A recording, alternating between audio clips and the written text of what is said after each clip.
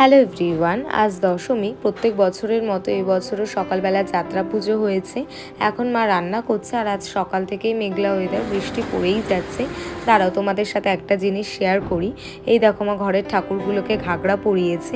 অবশ্য মা পঞ্চমীর দিনই পরিয়েছে, আজকে তোমাদের সাথে শেয়ার করছি।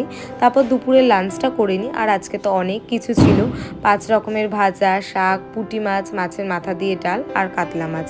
বিকেলবেলা বাবা লক্ষ্মীর সরা আর আখ নিয়ে এসছে। তারপর মা ঠাকুরকে বরণ করে নিল। তারপর আমরা রেডি হয়ে নিই, মেজদি ভাইও এলো। তারপর একসাথে চলে এলাম পাড়ার মণ্ডপে। এখন প্রথমে মেজো ঠাকুরকে বরণ করে নিল, তারপর মেজদি ভাই করলো, এখন করবে মা ঠাকুরকে বরণ।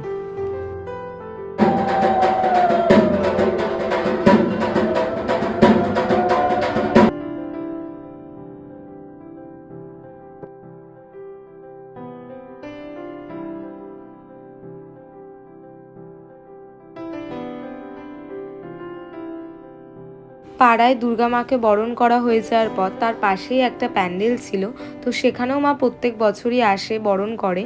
তাই এবছরও করে নিল। তারপর বরণ করা হয়ে যাওয়ার পর সবাই সিঁদুর খেললো।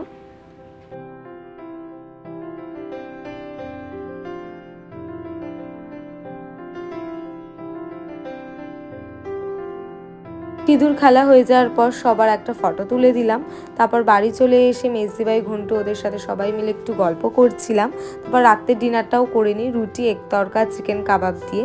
তো পুজোর দিনগুলো কিভাবে কাটিয়েছি সব কিছুই তোমাদের সাথে শেয়ার করেছি। তো এই ব্লগটাকে এখানেই এন্ড করছি। So by.